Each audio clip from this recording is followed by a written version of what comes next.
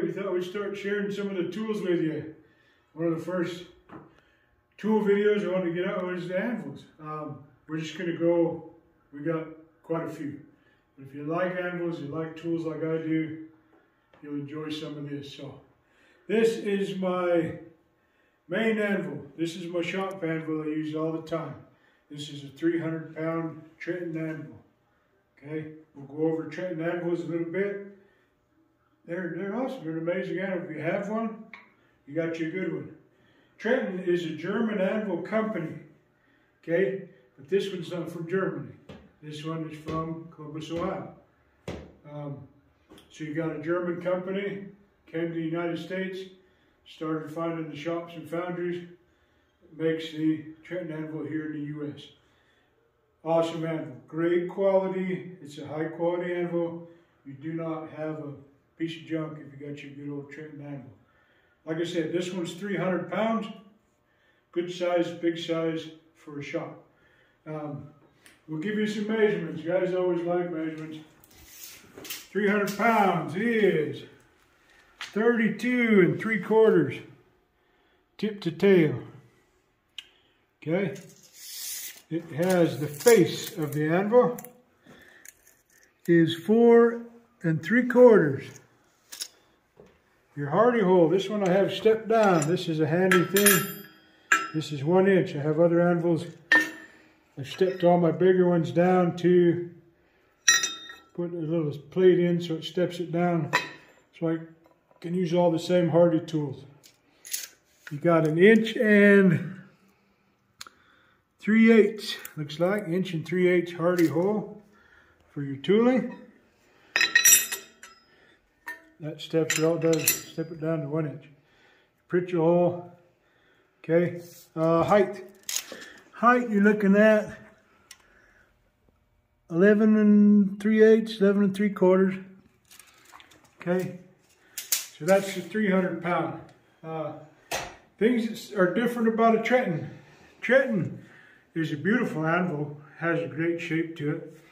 You'll notice if you go looking for anvils or you find one and you're trying to identify it, Trenton has, I'll show you on the other one, but it has ID numbers on it. On the front legs of lots of different anvils, there's numbers, like serial numbers. Okay, if you look at a Trenton though, you'll see these flat, wide feet. They have a very wide, flat base. But you'll notice these feet from the waist down are very wide. There's no step. They just drop down and they're very wide, nice, good platform, good base. So these are your feet. This is coming up. This is your waist. Okay, your waist, your body of your anvil. This is where your main work is done. Your tail, your horn. This is your cutting block. Okay. These, a lot of the Trentons, I have noticed the cutting block sits at a little bit of an angle, this way. So you'll see this one sits at an angle, has a deep step right here. Goes right into the flat onto the horn. Trenton anvils, the ones that I have or have noticed, have a very nice tight horn. It's long. This one's at 300 pounds, goes down to a very small horn. But it's very nice for different things to have this, as long as it's not somewhere you walk into it. That thing at 300 pounds will not move. It hurts. This indention here, I have no idea. It's there. Somebody chiseled did a ton of work, or a casting fault, I don't know, but I have no reason to fill it in because it's just part of the history of this one. But I don't know what it's for, what it's from. So, Trenton anvils.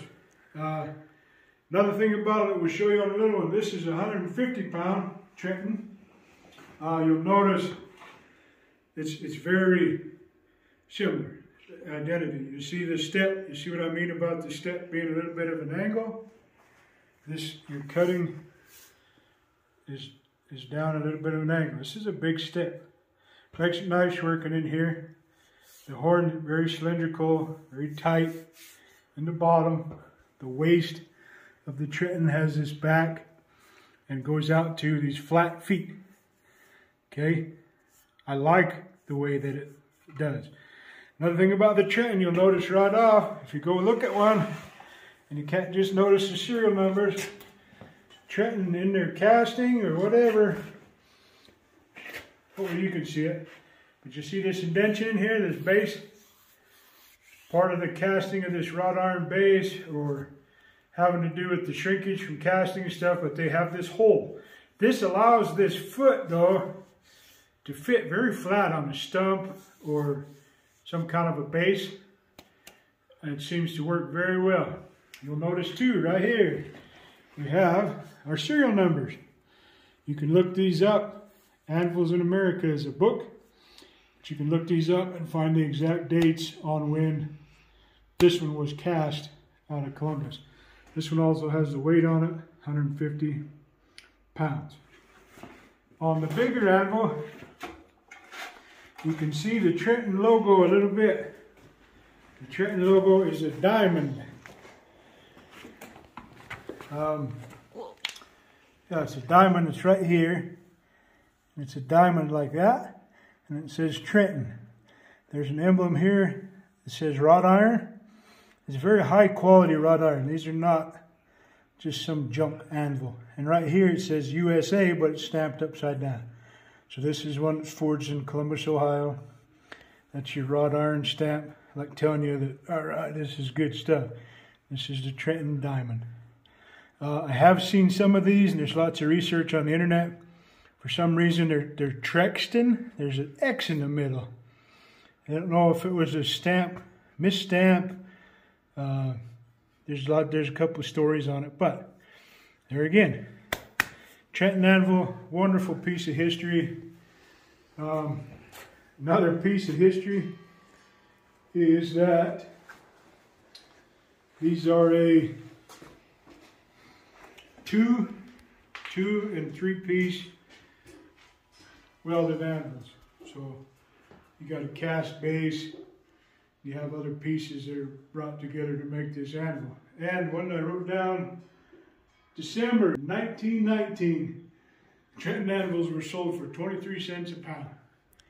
Good luck finding one anywhere near around a quarter pound today. If you do, you better snag it. So, that's my shop anvil, and that's the history on the Trenton anvils. We're going to talk about a few other brands, the ones we have here in the shop. We love the history of them. It's pretty amazing, the tool that made all tools.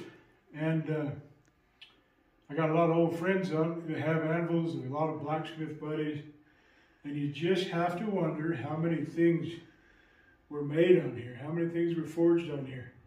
This has outlived 2 or 3 smiths already.